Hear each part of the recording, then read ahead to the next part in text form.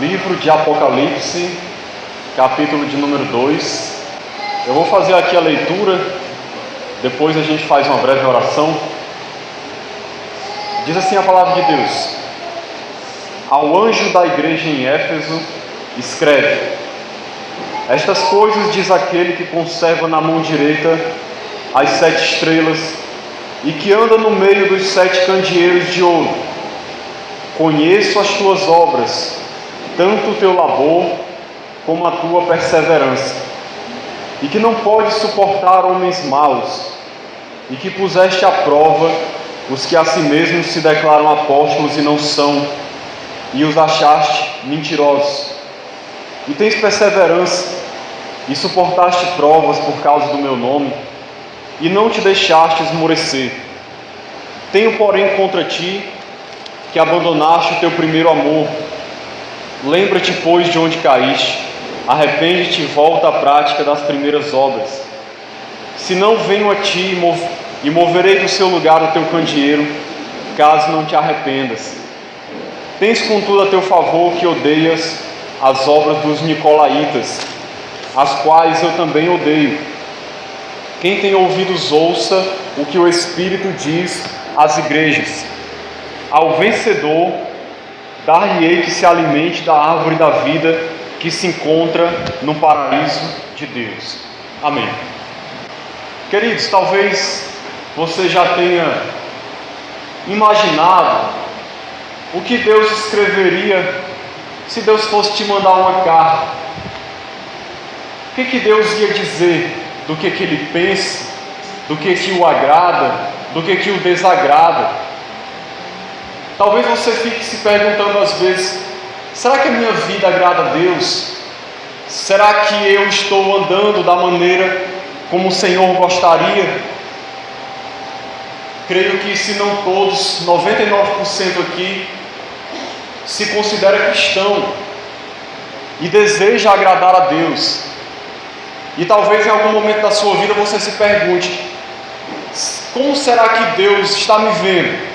Quando Deus olha para mim, será que a minha vida o agrada? Será que Ele tem satisfação em mim? Ou será que Ele tem alguma queixa contra mim? Será que Deus me elogiaria?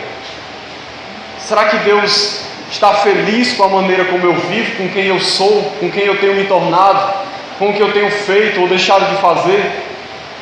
São perguntas que eu não sei se você já refletiu, já se perguntou essas coisas.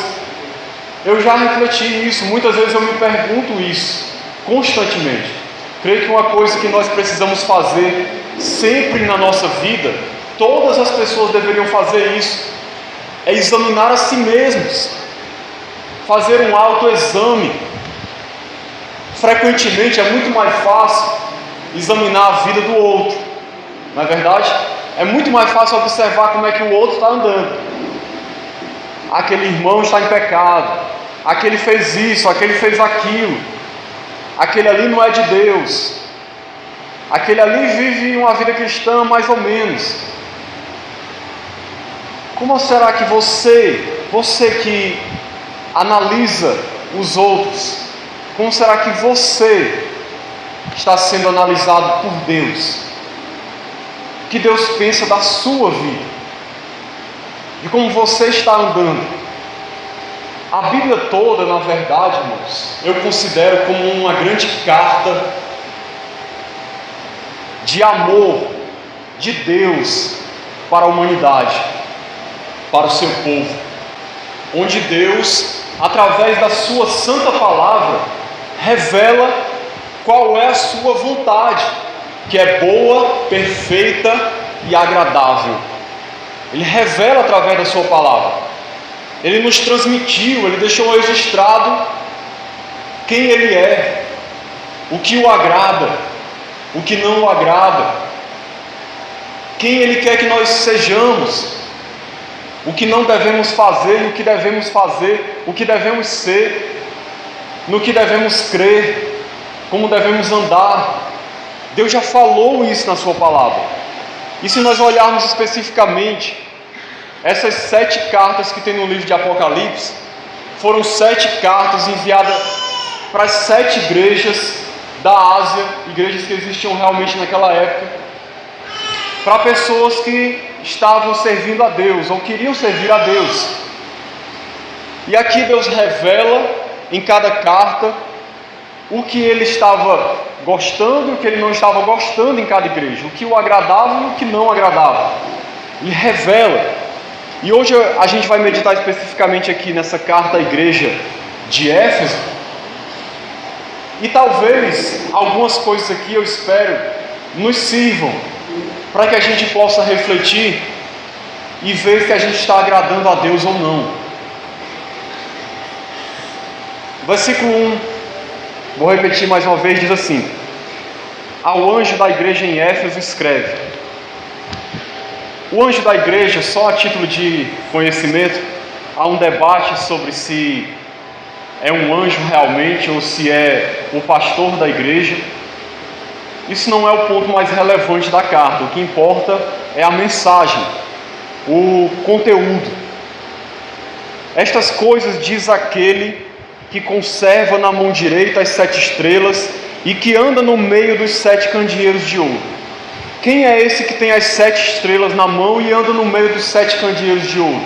É Jesus Cristo. Se você ver o versículo 20 do capítulo anterior, ele diz: quanto ao mistério das 7 estrelas que viste, na minha mão direita há os 7 candeeiros de ouro. As 7 estrelas são os anjos das 7 igrejas, e os 7 candeeiros são as 7 igrejas. Então o Senhor tem nas mãos, na sua mão direita, as 7 estrelas, ou seja, Ele está cuidando dos seus anjos, seus mensageiros, e Ele anda no meio dos 7 candeeiros de ouro. Isso quer dizer o quê? Ele anda no meio das suas igrejas. Ele conhece o seu povo. Ele conhece os que são seus e os que não são. Ele conhece as suas ovelhas e Ele conhece os lobos que estão vestidos de ovelhas, infiltrados no meio do seu rebanho, porque Ele anda no nosso meio e Ele conhece os nossos corações. Só isso já deveria nos causar um grande temor, não de medo, mas de reverência e respeito, porque Ele diz no início do versículo 2: conheço as tuas obras. Ou seja, Deus nos conhece, irmãos. Às vezes parece que as pessoas esquecem disso. É tão básico, todo mundo sabe que Deus é onisciente, conhece todas as coisas, mas às vezes parece que as pessoas esquecem. Deus nos conhece, conhece o mais íntimo do nosso coração. Ele conhece o que a gente pensa, conhece tudo que a gente vai falar antes da gente dizer. Ele sabe quais são as intenções do nosso coração, os nossos pensamentos, as motivações do nosso coração, o porquê que a gente faz as coisas, o porquê que não faz. Ele vê além das aparências, Ele vê além das máscaras que às vezes a gente usa para enganar os outros, mas a gente não engana Deus. Deus sabe quem a gente é no íntimo. Não adianta pensar assim: eu vou fazer isso escondido da igreja, dos irmãos. Mas ninguém pode se esconder de Deus. Deus sabe o que você faz na sua casa, quando você está sozinho. Deus sabe o que você faz no seu trabalho. Deus sabe o que você faz na universidade, no colégio, quando não tem nenhum irmão por perto, quando não tem ninguém da sua família.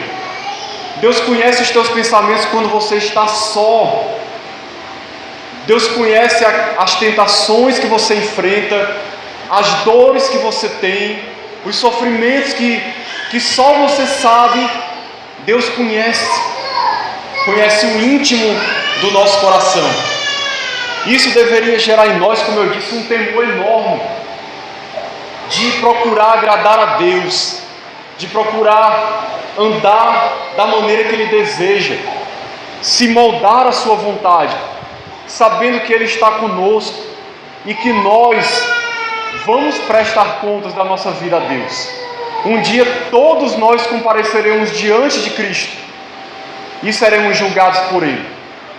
E é para que esse dia não seja um dia terrível e de tristeza que Deus fala palavras como essas aqui. Não é porque Deus é mau, porque Deus gosta de repreender, porque Deus gosta de chamar a atenção. Não, Deus faz isso por amor, porque Ele quer nos corrigir enquanto é tempo de ser corrigido, porque vai chegar o dia em que não vai ser possível ser corrigido. Vai chegar o dia onde nós seremos simplesmente julgados pela maneira como a gente viveu. Não vai haver mais tempo para arrependimento, tempo para conversão, tempo para mudança de vida, para refletir sobre o que fez e ser diferente. Vai chegar o dia em que não vai haver mais oportunidade. Nós estaremos diante do Senhor, com toda a eternidade à nossa frente, e só uma coisa vai determinar qual vai ser o nosso destino: se nós formos fiéis a Cristo ou não, se nós realmente cremos nele como o nosso Salvador e o nosso Senhor, e realmente se a gente viveu uma vida como uma pessoa que realmente crê de verdade e vive essa fé, não de boca, mas algo verdadeiro na prática. É isso que vai fazer a diferença naquele dia. Por isso que é tão importante essa carta. Então vamos continuando. Veja o que ele diz para a igreja de Éfeso. Ele começa elogiando essa igreja. Ele diz: conheço as tuas obras. Aí ele diz: tanto o teu labor como a tua perseverança, que não podes suportar homens maus, e que puseste a prova os que a si mesmos se declaram apóstolos e não são, e os achaste mentirosos. Vamos focar primeiramente no que ele diz aqui, tanto o teu labor. Em outras palavras, ele está dizendo: eu sei que vocês são uma igreja que trabalha fielmente para mim.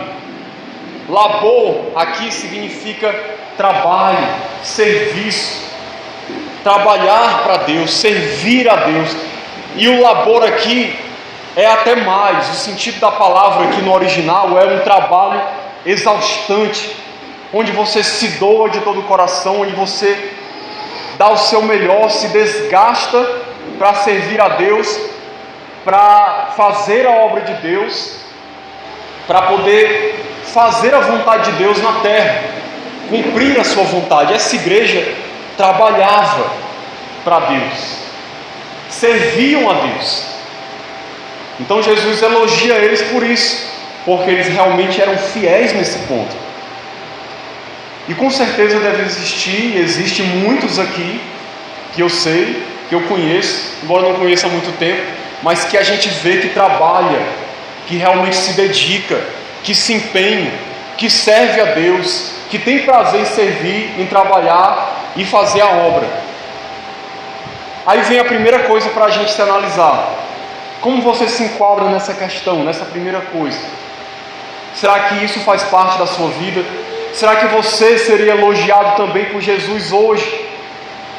Pelo teu labor, pelo que você faz, pelo que você se empenha? Ou será que se Jesus fosse hoje falar contigo, Ele não ia te elogiar por isso? Porque você não trabalha para Ele, porque você trabalha para si, porque você só vê os seus projetos de vida, os seus sonhos, o que você pretende fazer ou deixar de fazer. Porque muitas pessoas hoje, irmãos, infelizmente, elas só se preocupam com a sua vida, com o que elas vão ser, com o que elas vão fazer, com o que elas querem trabalhar, em ganhar dinheiro, em fazer alguma coisa para poder conquistar o mundo, ser alguém na sociedade, ter sucesso na vida, alcançar tudo que as pessoas do mundo almejam alcançar. Que essas coisas em si não são erradas. O errado é quando você coloca a sua prioridade nelas e não em Deus. Essa igreja não errou nesse sentido. Essa igreja priorizava Deus no trabalho. Eles realmente trabalhavam com labor, até a exaustão, visando o reino de Deus, o crescimento do reino de Deus. Então que seja assim na nossa vida também, porque isso agrada a Deus, isso alegra o coração dele, obviamente, você servi-lo. Por isso que ele elogiou a igreja por isso. E ele continua, também como a tua perseverança. No versículo 3 ele diz: e tens perseverança e suportaste provas por causa do meu nome e não te deixaste esmorecer. Essa igreja era uma igreja que perseverava. O que significava isso? Particularmente, Jesus estava falando da paciência que eles tinham de suportar as perseguições daquela época, porque naquela época as tribulações eram grandes, enormes. A cidade onde eles viviam, a cidade de Éfeso, exigia que se adorasse ao imperador, que se adorasse a uma deusa chamada Diana. Você lembra do livro de Atos, onde existia a grande Diana dos Efésios, entre aspas, que aquele povo adorava? E era uma pressão muito grande sobre os cristãos naquele lugar, para que eles se voltassem para os deuses pagãos, para que abandonassem Jesus, para que abandonassem aquela fé e servissem ao imperador, servissem aos falsos deuses e não a Jesus, que negassem o nome de Cristo. Mas eles não fizeram isso, eles perseveraram. Como diz aqui, eles suportaram provas por causa do nome de Jesus, não se deixaram esmorecer. Com certeza aguentaram prisões, privações, roubo das suas casas, roubo das suas coisas, morte, martírio. Enfrentaram tudo isso, mas não negaram o nome de Jesus, continuaram firmes. Isso é outra coisa importante da gente avaliar, porque nós dizemos que amamos a Deus, não é verdade? Mas até que ponto vai o nosso amor? A nossa fidelidade?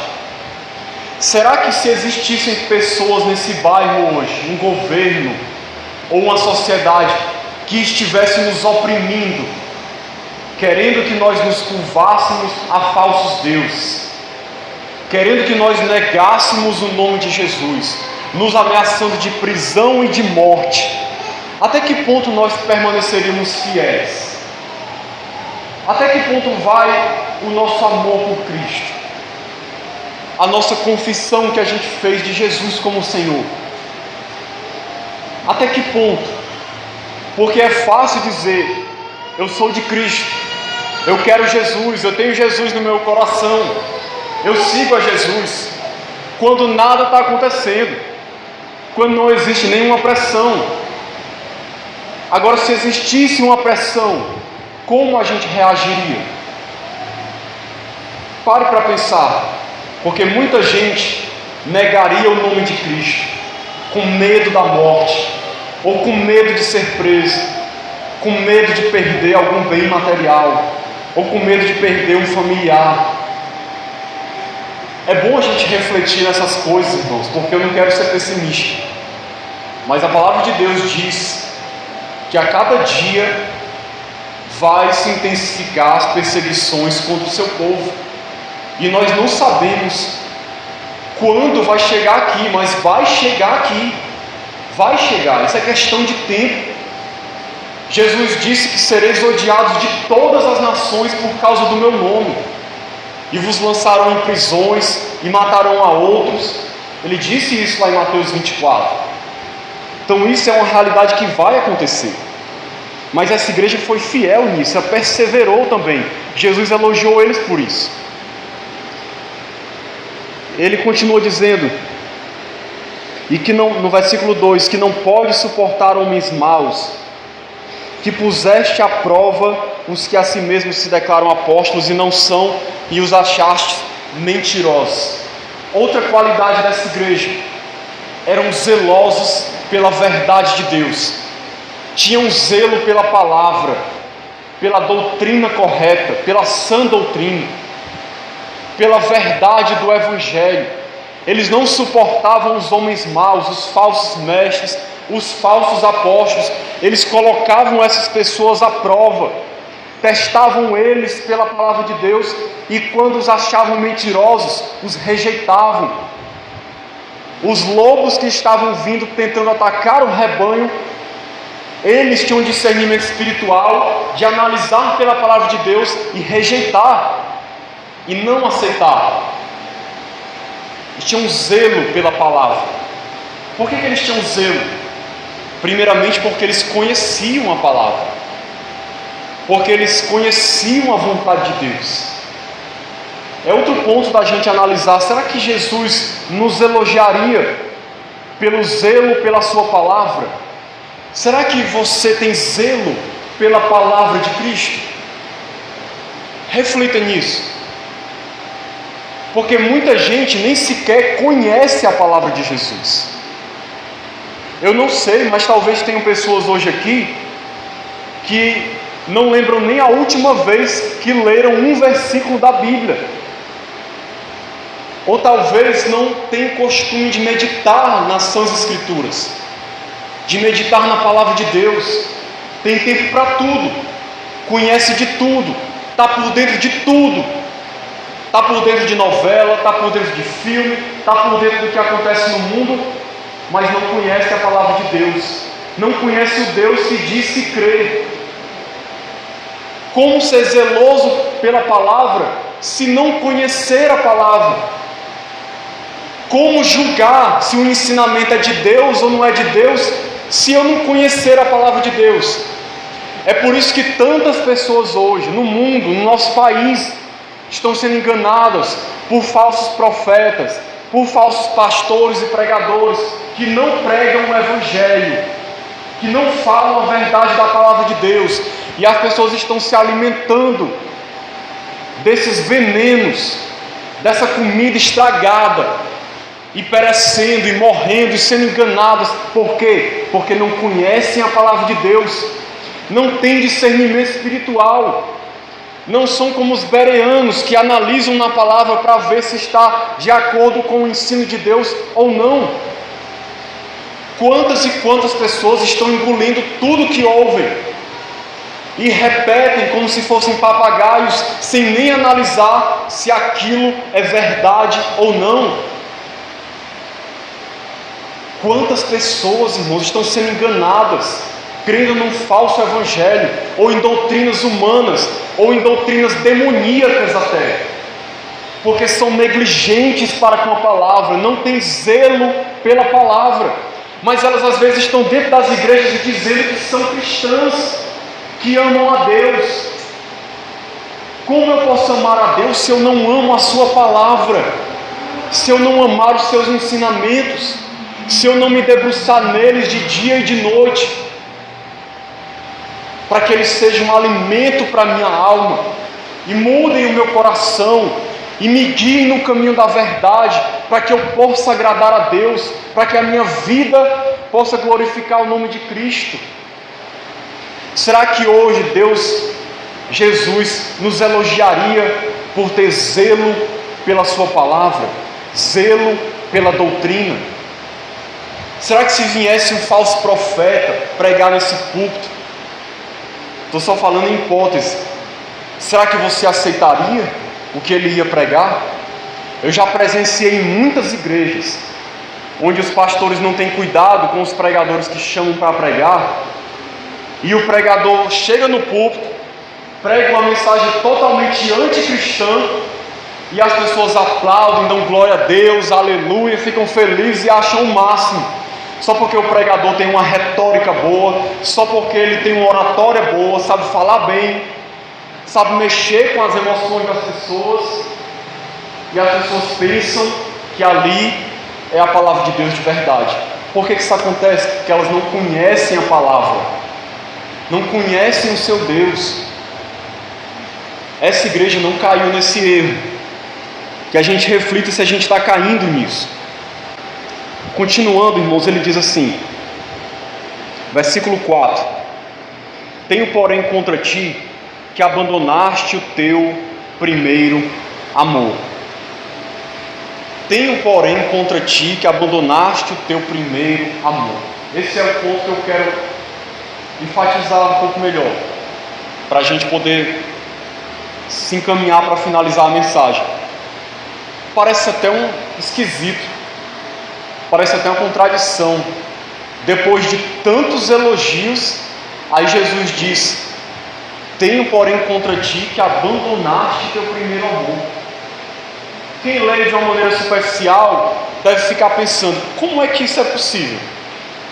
Essa igreja tinha perseverança, não negava o nome de Jesus, trabalhava arduamente na obra de Deus, tinha zelo pela palavra, rejeitava os falsos mestres, mas não amava Jesus. Eles abandonaram o primeiro amor. Como é que isso é possível? Como é que eles eram tão fiéis, mas não amavam a Cristo? Que amor é esse que Jesus está falando? Como é possível isso? Isso não é uma contradição, irmãos. A verdade, preste bem atenção, a verdade é que é totalmente possível você perseverar, não negar o nome de Cristo, trabalhar na obra de Deus, conhecer a palavra, conhecer a doutrina correta e mesmo assim não amar a Jesus. É possível. Veja o exemplo dos fariseus. Os fariseus conheciam a lei, trabalhavam para Deus, eram zelosos das coisas de Deus, mas Jesus repreendeu eles duramente. Eles não conheciam a Deus de verdade, não amavam de verdade. Que amor é esse que Jesus está falando? É o que eu quero explicar aqui, para que a gente analise se realmente a gente está amando a Deus ou não. Veja o exemplo de Jesus. Jesus, irmãos, ele tinha uma vida devotada ao Pai. Jesus, ele conhecia ao Pai, ele tinha intimidade com o Pai. Você vê, mesmo no meio de tanta gente buscando a Cristo, ele reservava um tempo para a oração, para falar com o Pai, passava às vezes a noite em oração. Que amor é esse aqui? Esse amor, irmãos, é a devoção a Deus, é a piedade verdadeira, é aquela pessoa que realmente tem sede de Deus, quer conhecê-lo, não simplesmente conhecer uma doutrina, ou conhecer sobre Deus, ou conhecer uma teologia. Ela quer conhecer Deus, a pessoa de Deus. É esse amor que ele está falando, esse amor de ter intimidade, de ter prazer em Deus, de querer andar com Ele, de ser íntimo dEle, de querer estar na sua presença, de ansiar por Ele. Eu lembro daquele versículo lá em Salmo 42:1 que diz: como a corça anseia pela corrente das águas, assim por ti, ó Deus, suspira a minha alma. Eu amo esse versículo, já citei aqui outra vez, porque esse versículo retrata bem esse amor que Jesus está falando aqui para a igreja de Éfeso. A igreja de Éfeso deixou de amar a Cristo pelo que Ele é, deixou de querer ter intimidade com Ele, de querer conhecê-lo, de querer andar com Ele. Era uma igreja que trabalhava para Ele, que não negava o seu nome, que conhecia a doutrina, mas não conhecia mais Jesus. Era uma religiosidade. Eles estavam vivendo uma religiosidade exterior, mas não tinha mais vida de comunhão, de conhecer o seu Deus. É isso que nós devemos refletir, irmãos, porque não adianta trabalhar para Deus incansavelmente e não conhecê-lo. Mais do que trabalhar para Ele, Deus quer que você o conheça. Tem gente que trabalha tanto para Deus que não tem tempo para Deus, que não tem intimidade com Ele. que não tem experiências com Ele, que não usufrui da sua presença. Nós não podemos cair num ativismo de simplesmente querer fazer uma multidão de coisas e não conhecer a Deus. Não adianta, você pode passar o dia todo trabalhando para Deus.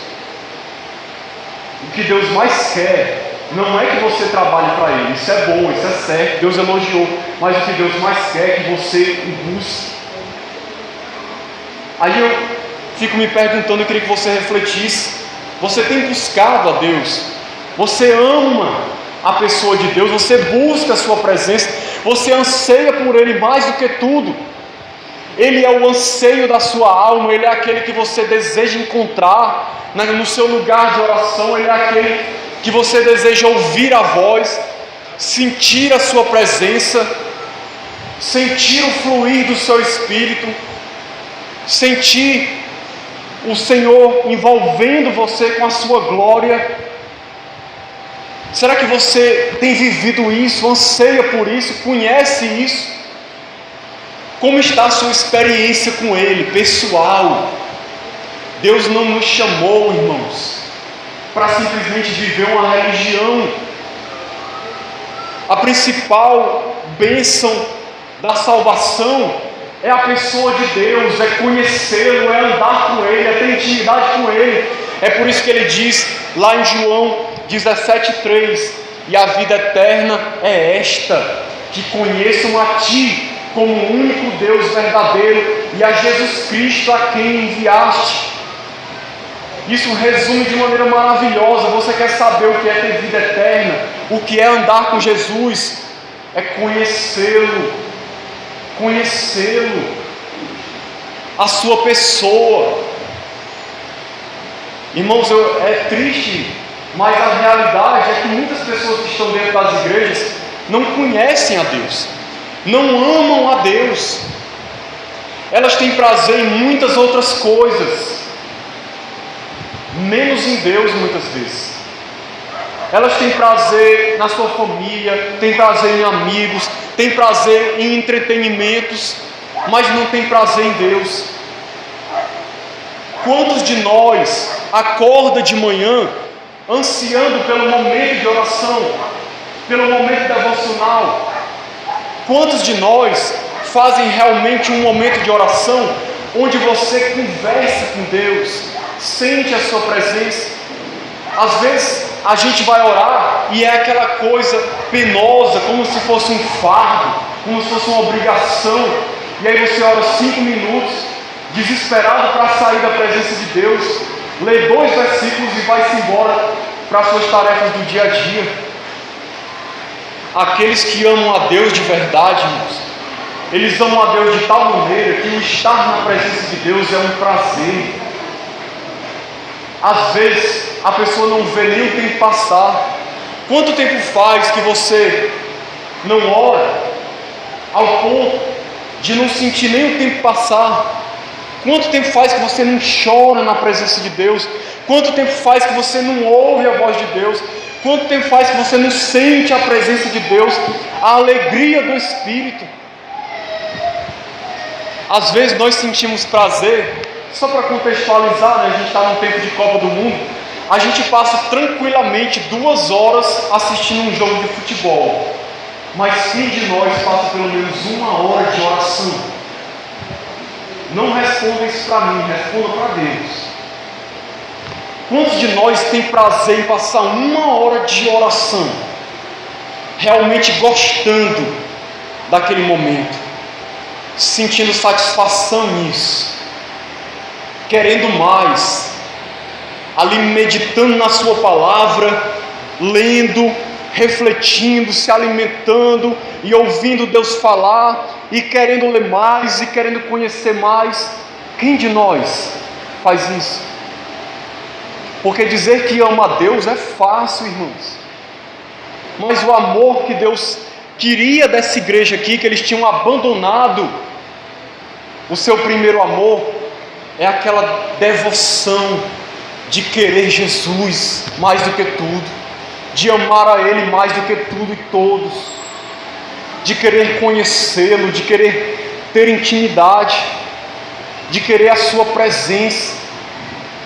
Talvez muitos aqui, vou terminar, talvez muitos aqui ficam se lembrando do passado. Quando eu me converti, eu orava tanto, eu tinha tanto prazer em estar na presença de Deus, eu lia a palavra. Por que a gente fica às vezes nesse saudosismo do passado? Deus quer que a gente seja mais fervoroso ainda hoje, mais do que a gente já foi um dia. Sabe, irmão, se você não tiver entendido nada dessa mensagem, entenda pelo menos isso. Deus quer que você o ame. Deus quer que você escolha a sua presença mais do que tudo. Lembra da história de Maria e Marta? Marta queria estar servindo o tempo todo, Maria queria estar aos pés de Jesus. Marta foi repreender Jesus, porque Jesus estava permitindo aquilo. E Jesus disse: Marta, Marta, andas preocupadas e ansiosas com muitas coisas, mas Maria escolheu a melhor parte, e essa não vai ser tirada. Qual era a melhor parte? Ela escolheu a presença de Cristo. Ela queria estar ali debruçada aos seus pés, ouvindo a sua voz, conhecendo-o mais. É isso que Jesus quer para nós. Não adianta você conhecer teologia, fazer a obra de Deus, não negar o nome de Jesus, se você não o amar. E aí ele diz no final: lembra-te, pois, de onde caíste, arrepende-te e volta à prática das primeiras obras. Qual é a solução para isso aqui? Arrependimento. Arrependimento. O que é arrependimento? Clame a Deus, mude, peça para Deus lhe ajudar a tomar uma posição diferente, a fazer diferente, a ser realmente agora um cristão de verdade, que ama a Jesus mais do que tudo, que tem prazer em buscá-lo, em conhecê-lo, em andar com Ele. Se arrependa, peça perdão, chore, se quebrante, se humilhe, reconheça o seu pecado, reconheça a sua negligência, chore aos pés dele, como talvez você não faz há muito tempo, e diga: Senhor, tem misericórdia de mim, porque eu tenho esquecido de Ti, eu tenho dado prioridade a tanta coisa, eu tenho amado tantas coisas, tantas pessoas, mas eu não me lembro de Ti, eu não tenho tempo para Ti, eu não tenho prazer em Ti, eu não gosto de orar, eu não gosto de ler palavra, eu não gosto de Ti, eu não Te amo. Essa que é a verdade. Reconheça seu pecado e peça perdão, se humilhe, se quebrante. Ele está pronto a perdoar, pronto a perdoar. É isso que Ele quer fazer. Ele disse para essa igreja: se não venho a Ti, e moverei do seu lugar o teu candeeiro, caso não te arrependas. Você sabia que essa igreja de Éfeso não existe mais?